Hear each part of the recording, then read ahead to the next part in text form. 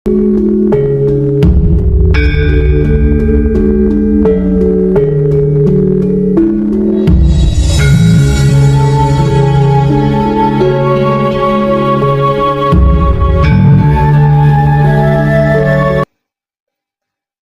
bisa tidak. Ini seluruh makhluk hidup loh, bukan cuma manusia loh ya. Seluruh makhluk hidup itu pasti mengalami. Hal apa itu? Ketika Maha Suci rindu kepada ciptaannya. Jadi ketika Maha Suci rindu kepada ciptaannya, ini akan dialami oleh seluruh makhluk hidup tanpa terkecuali, bahkan kepada tai ayam sekalipun, katakanlah seperti itu.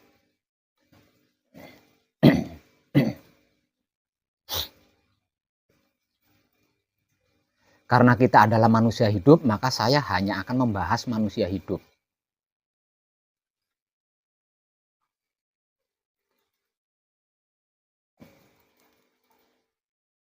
Lah, manusia hidup ini terdiri dari dua golongan.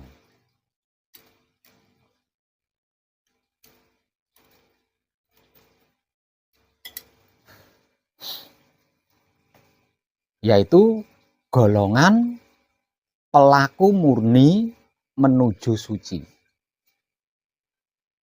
dan golongan pelaku suci menuju kelanggengan. Hanya dua golongan ini loh manusia hidup itu.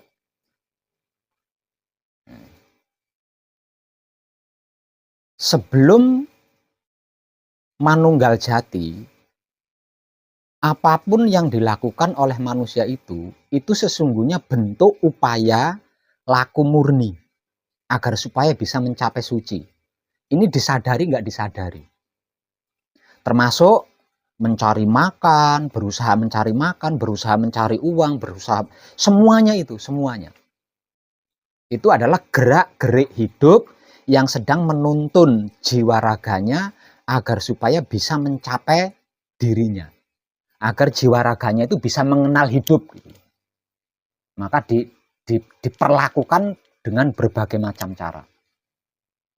Itu sebelum manunggal jati. Sesudah manunggal jati, apapun yang dilakukan itu juga sesungguhnya bentuk upaya hidup menggerak-gerikkan jiwa raganya agar selalu suci, tidak keluar dari suci gitu maksudnya. Tidak keluar dari kesuciannya, tidak keluar dari kefitrahannya.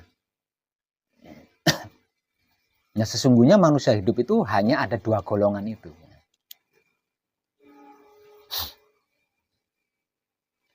Golongan pelaku murni menuju suci ini terbagi menjadi dua. Terbagi menjadi dua. Satu bagian itu adalah kalangan kaum denawa.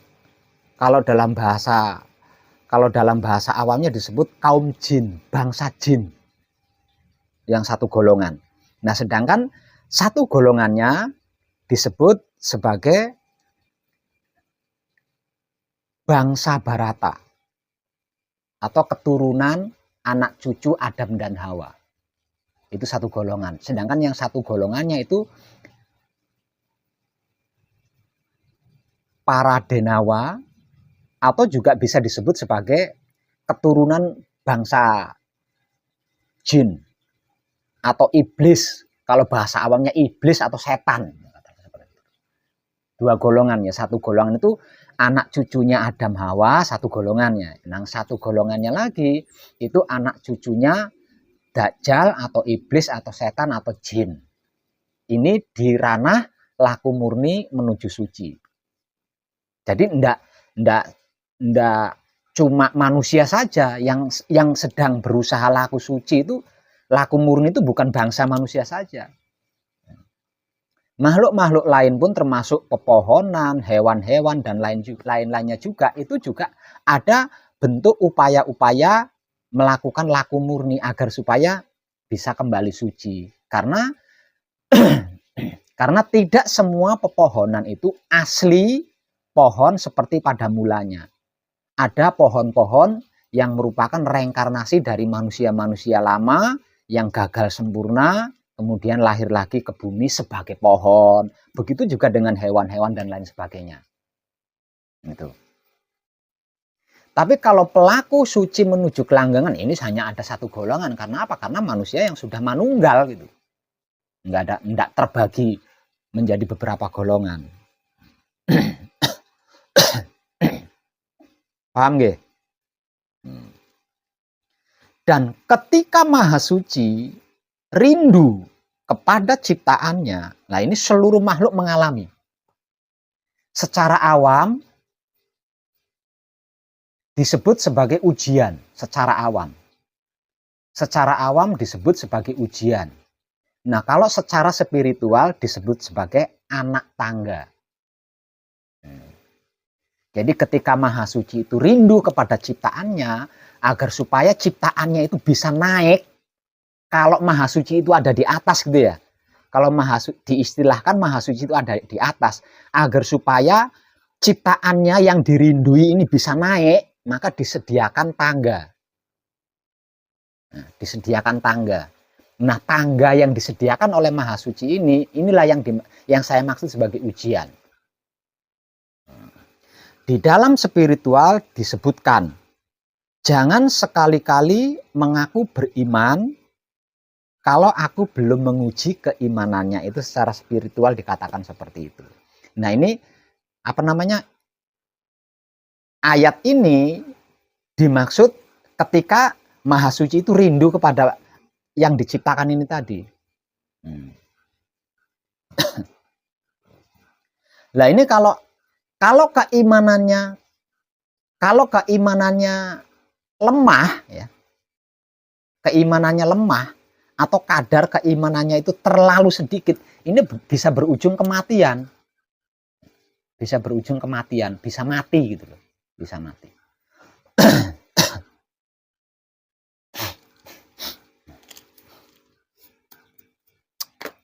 Bahasa Tuhannya seperti ini.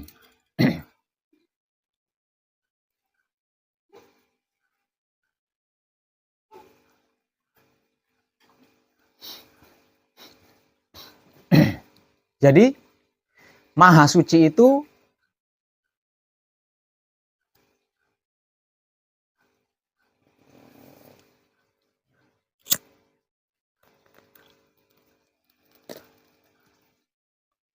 Trimurti. Maha Suci itu Trimurti. Sebab karena itu dia memiliki 3 singgasana kan. Singgasana pertama Baitul Makmur, singgasana kedua Baitul Muharram, singgasana ketiga adalah Baitul Muqaddas. Artinya Maha Suci itu satu, tapi ketika dia bersinggasana di Baitul Makmur, ini sudah beda nih. Tugas dan penyebutannya udah beda. Ketika dia bertahta di Baitul Muharram, beda lagi tugas dan penyebutannya. Ketika dia bertahta di Baitul Muqaddas, juga beda lagi tugas dan penyebutannya. Nah, tentang hal ini secara spiritual disebut-sebut sebagai Trimurti. 3 kesatuan. 3 hal yang bersekutu. Tahu bersekutu enggak? Bersekongkol. 3 hal yang saling bersekongkol. 3 hal yang saling bersekutu. Lah, Trimurti ini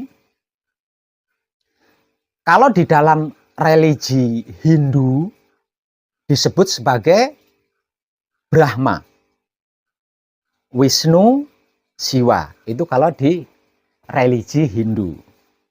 Kalau di religi Buddha itu disebut sebagai Buddha duduk. Jadi arca Buddha itu ada 3 macam ya, duduk, terus tidur, dan berdiri. Lah, Trimurti ini kalau di dalam religi Buddha disebut sebagai Buddha duduk, Buddha tidur, Buddha berdiri. Nah, Buddha berdiri.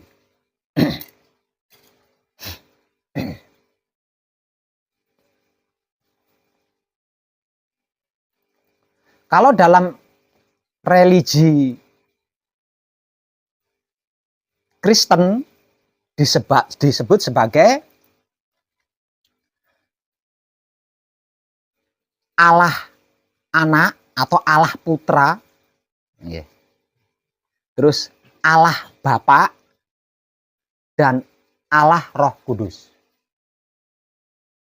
Itu kalau di dalam religi Kristennya. Nah, kalau dalam religi Islam disebut sebagai Nurullah, Nur Muhammad, Nur Ilmu Muhammad. Itu di dalam religi Islamnya.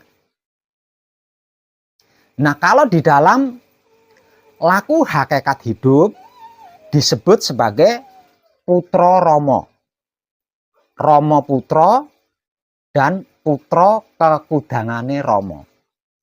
Lah, Trimurti ini sesungguhnya sama, hanya berbeda penyebutan dan tugas saja.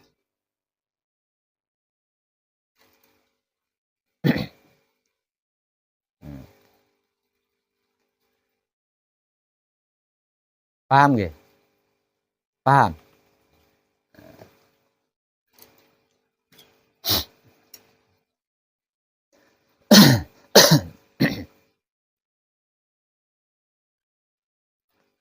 Di dalam laku spiritual hakikat hidup, kenapa kita harus sebagai putra kekudangane Romo?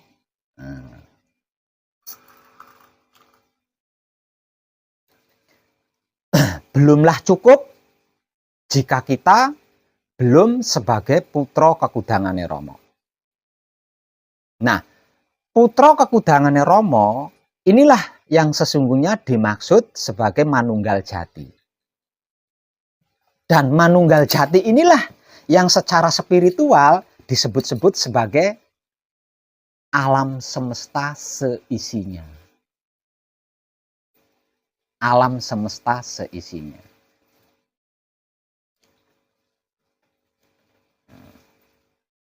Yang di dalam Mijil Sowan disebut sebagai Kanjeng Rama sejati Gusti Prabu Heru Cakrasemana. Kanjeng Rama sejati Gusti Prabu Heru Cakrasemana ini sesungguhnya alam semesta seisinya, sebenar-benarnya yang dimaksud Tuhan.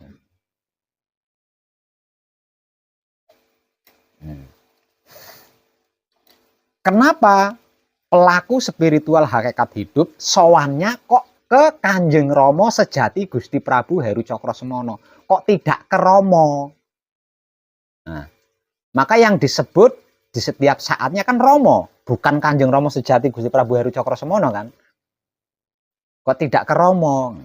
Sowannya kok kepada Kanjeng Rama sejati Gusti Prabu Heru Cakrasemana, karena laku spiritual hakikat hidup adalah manunggal diri atau manunggal jati atau manunggal suci atau manunggal fitrah atau manunggal dengan alam semesta seisinya.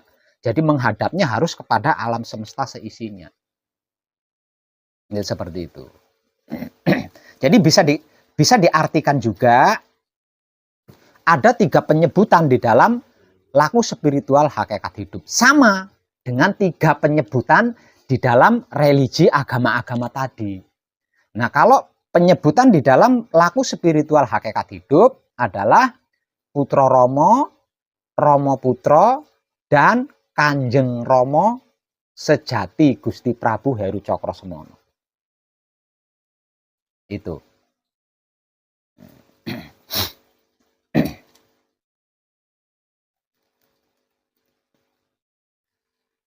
Caranya mereka bertiga bersekutu seperti apa?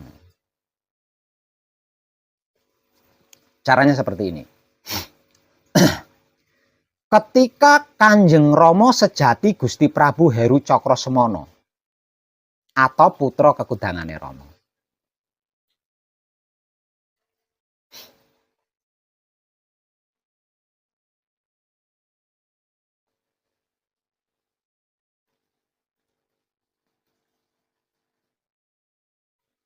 Ketika Nur Ilmu Muhammad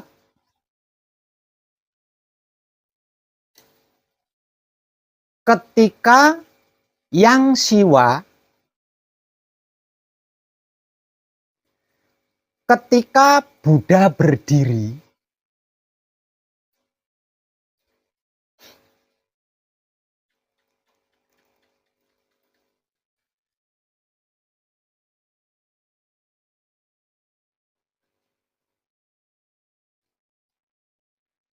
ketika Allah Bapa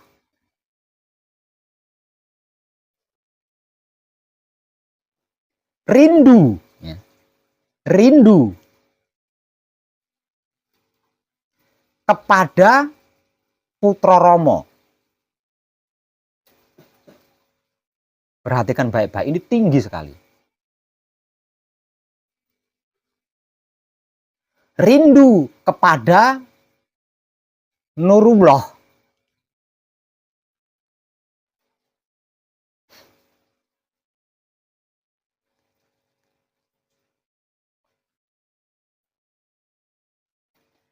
Rindu kepada Allah Putra. Rindu kepada Buddha duduk.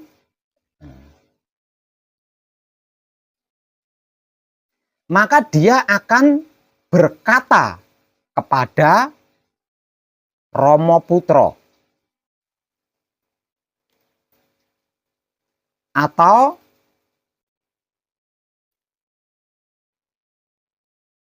Allah Kudus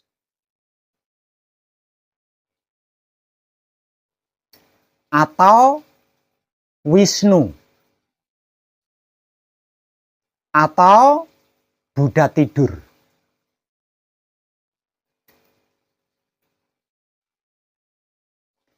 Datanglah kepadanya. Beri dia masalah-masalah, kalau dibahasakan sederhana ya. Beri dia masalah-masalah atau timpa dia dengan masalah-masalah. Karena aku ingin mendengarkan keluh kesahnya.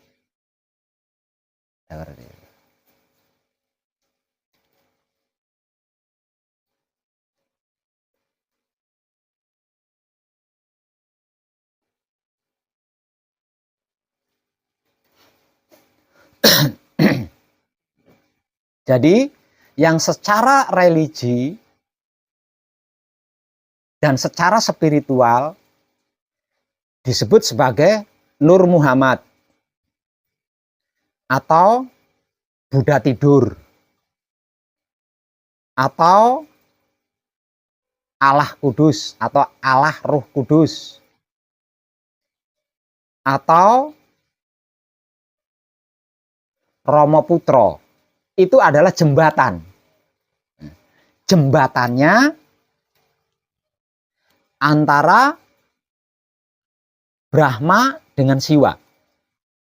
Itu jembatannya Wisnu. Antara Putra Rama dengan Kanjeng Rama sejati Gusti Prabu Heru Cakrosemono. Jembatannya itu adalah Rama Putra. Antara Nurullah dengan Nur Ilmu Muhammad, itu jembatannya adalah Nur Muhammad. Jadi kalau apa-apa itu yang diperintah itu adalah yang di tengah ini tadi loh. Yang diperintah untuk menyampaikan yang paling atas ini adalah yang di tengah ini. Nah ini secara awam disebut ujian. Secara awam disebut ujian. Secara spiritual disebut sebagai anak tangga. Untuk kita naiki agar kita bisa bercumbu kerinduan dengan Maha Suci.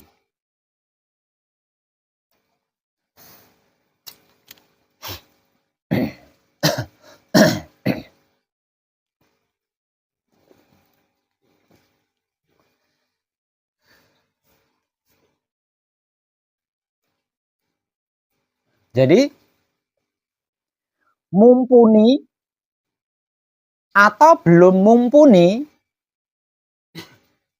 keimanan setiap makhluk itu akan diuji. Sewaktu-waktu akan diuji. Ketika Maha Suci rindu. Dia nggak peduli. yang dirindui itu sudah mumpuni atau belum. Dia nggak peduli itu.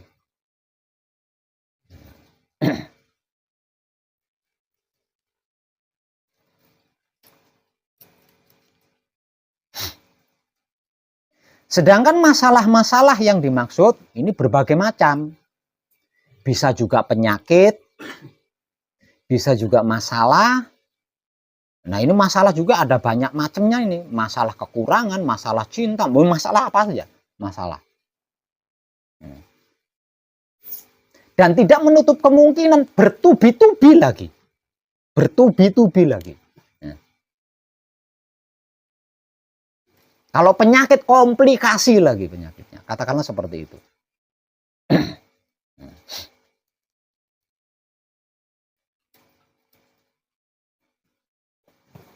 Nah tentang ini, benang merahnya, karena itu adalah ujian iman kan. Sedangkan iman yang dimaksud adalah wahyu pancalaku. Nah ini benang merahnya ada di situ.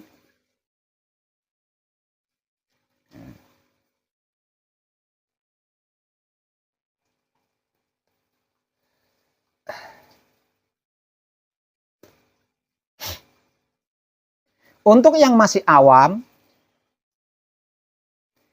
jika keimanannya kuat, tidak goyah, tidak kokoh gitu ya.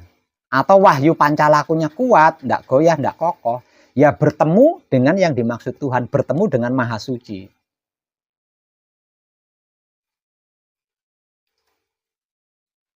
Hanya saja, kalau dia belum mumpuni atau masih awam, tidak berkesan sama sekali.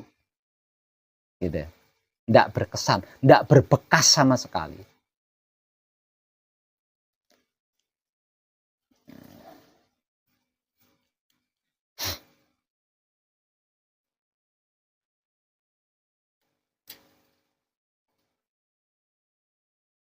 Untuk yang wahyu pancalakunya kuat,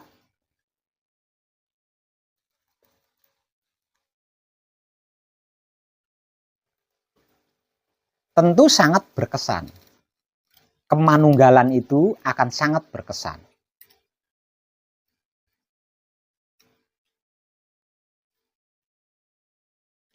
Orang awam yang imannya atau wahyu pancalakunya tidak kuat, sudah tidak berkesan, bisa berujung kepada kematian. Selain tidak berkesan, tidak akan berujung kepada kematian.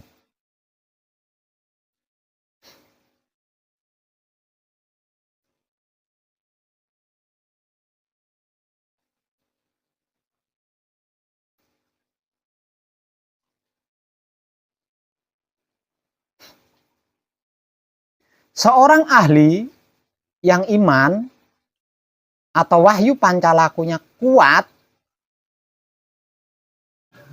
sudah berkesan, dan dia bisa menyaksikan Maha Suci.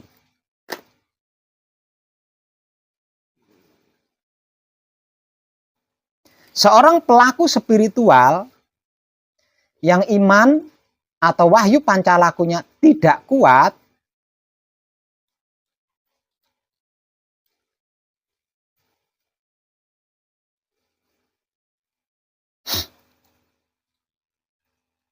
selain tidak berkesan, tidak berujung kepada kematian. Tidak berkesan tapi tidak berujung kepada kematian. Lalu ujungnya apa? Sebagai penggantinya, selain tidak berkesan, dia akan mengalami kebimbangan-kebimbangan, keraguan-keraguan, ketakutan-ketakutan.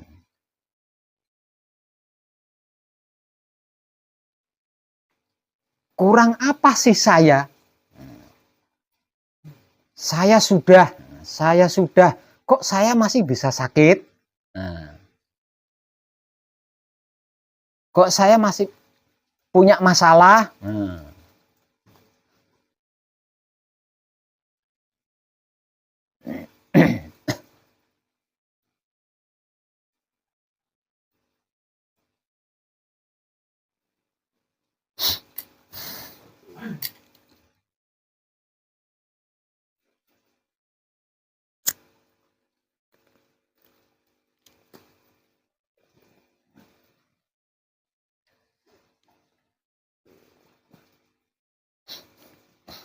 Ini tidak ada satupun yang bisa menghindar dari ini. Karena ini kodrat ya. Ini hukum alam. Antara sang pencipta dengan yang diciptakan. Jadi tidak ada satupun yang menghindar.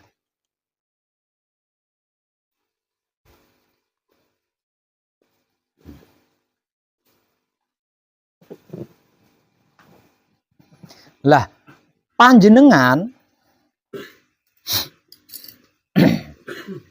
setelah selesai manekung atau gembleng nanti, ini bisa saya pastikan panjenengan akan mengalami ini. Gitu loh. Makanya malam ini saya kadangan tentang ini. Sebenarnya sebelum ini saya juga pernah kadangan terkait hal ini. Dan malam ini untuk yang kesekian kalinya saya mengulang kadangan lagi terkait hal ini. Panjenengan nanti setelah selesai manekung atau gembleng, panjenengan akan mengalami ini. Keimanan panjenengan akan diuji gitu loh. Wahyu pancalaku panjenengan ini akan diuji.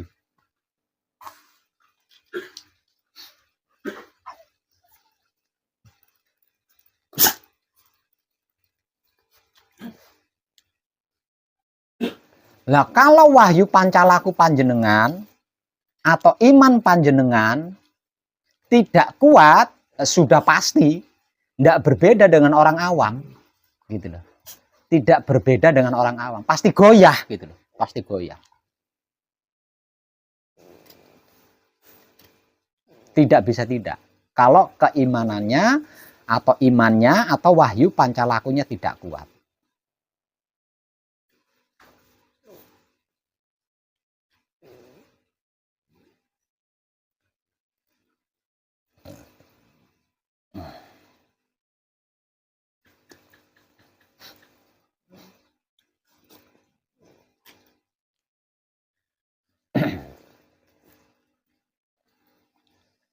Dengan apa yang barusan saya sampaikan, kesimpulannya, ketika wahyu pancalaku kita atau iman kita diuji oleh Maha Suci, apa yang harus panjenengan lakukan?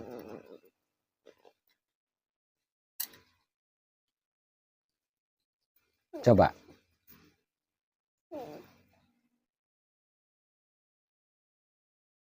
Dari apa yang sudah saya sampaikan tadi, kesimpulannya berarti dengan apa yang sudah saya sampaikan tadi, ketika wahyu pancalaku panjenengan diuji oleh Maha Suci, oleh Kanjeng Rama Sejati Gusti Prabu Heru Cokrosemono, apa yang harus panjenengan lakukan?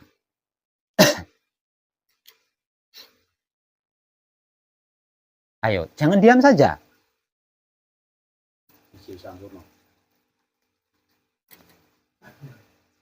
Yang lain sama, Mijil Sampurno, makmum sama beliau.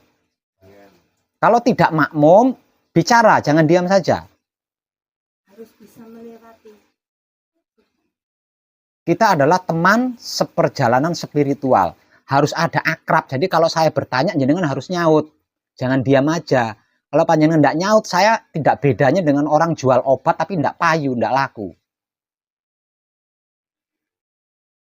Saya sudah bersusah payah memberikan pemahaman kepada panjenengan, panjenengannya diam aja seperti patung. Selain seperti orang jual obat yang tidak laku, sama halnya saya mendogma panjenengan. Kalau panjenengannya diam saja. Agar supaya tidak terjadi salin dogma, respon. Apa yang saya sampaikan ini panjenengan respon gitu.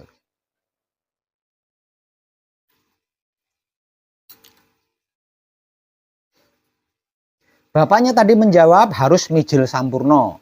Mbaknya ini tadi menjawab harus mampu melewati. Lah panjenengan apakah makmum kepada orang dua ini? Kalau tidak makmum, ayo bicara. Ketika wahyu pancalaku panjenengan diuji oleh Maha Suci, apa yang harus panjenengan lakukan? Dengan apa yang sudah saya sampaikan tadi loh. Makanya tadi saya katakan ini tinggi. Panjenengan simak baik-baik. Kalau panjenengan tidak bisa jawab, berarti Pak tadi saya ngoceh itu jenengan nggak denger itu. Kalau panjenengan nggak bisa jawab. Nah coba saya tanya.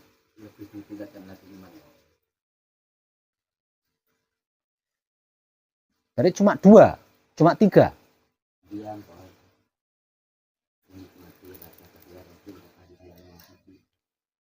Ayo yang lain jawab. Ayo apa? Coba harus apa panjenengan?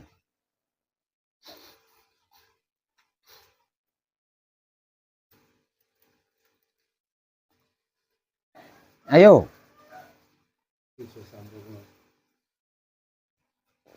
Yang lainnya lagi. Jangan saya mendekte, yang lain lagi. Ayo jawab bareng gitu loh. Bareng. Ayo Mas, masa saya harus nunjuk begini? Apa? Harus diam. Yang lain lagi. Ayo, jumlahnya banyak loh. Cuma suaranya 1-2 orang. Ini bagaimana? Ceritanya bagaimana ini? Sama Pak Wem, harus menikmati kelakuan.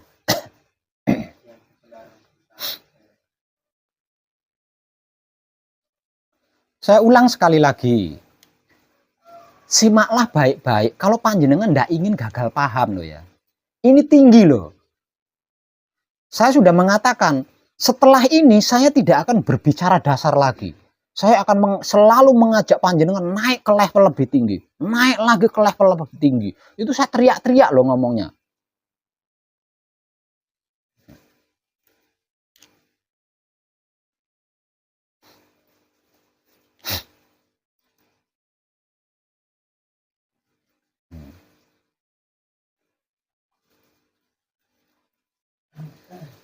Makanya dari tadi saya berpesan, simak baik-baik, ini tinggi. Sudah saya katakan ini tinggi, simak baik-baik.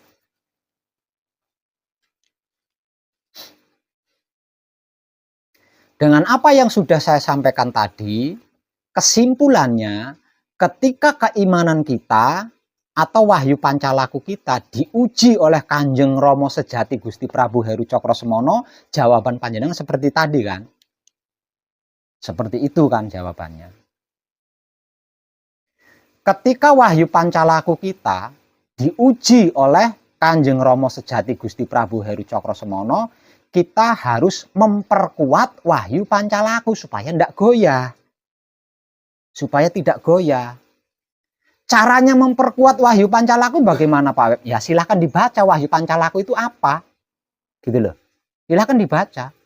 Nah kalau panjenengan membacanya pasrah kepada Gusti, berarti kepasrahan panjenengan itu harus diperkuat. Nah kalau ada bagian wahyu pancalaku yang mengatakan menerima kenyataan Gusti, ya penerimaan panjenengan itu harus kuat di situ. Supaya tidak goyah. Goyah yang dimaksud adalah munculnya pilihan-pilihan. Kalau wahyu pancalaku panjenengan tidak kuat, ketika panjenengan mengalami sakit kepala, panjenengan mengalami sakit kepala, kalau wahyu pancalaku panjenengan tidak kuat, ada banyak pilihan ini. Ya. Ada banyak pilihan. Pilihan yang pertama dan yang paling utama adalah pasrah kepada Gusti, menerima keputusan Gusti, mempersilahkan kuasa Gusti. Dengan 3 hal itu, akhirnya kita bisa merasakan kenyataan Gusti yang berwujud sakit kepala. Ini pilihan pertama dan utama. Pilihan kedua, muncul bodrek. Pilihan ketiga, muncul paramek. Pilihan ketiga, muncul dokter, ahli, kepala, tengkorak kepala. Banyak pilihannya itu. Kalau iman panjenengan tidak kuat, kalau wahyu pancalaku panjenengan tidak kuat. Nah karena banyaknya muncul pilihan-pilihan ini, bimbang, ragu, takut, muncul. Nah, kalau bimbang, ragu, takut ini sudah muncul, udah kacau jenengan di situ, udah kacau di situ. Udah kacau menjenengan itu. Ke dokter, saya takut jarum suntik. Bodrek kalau overdosis nanti saya pingsan. Ketakutannya banyak di situ. Tuh. Ini pasti akan panjenengan alami ini. Gitu loh. Tidak bisa tidak. Tidak bisa tidak.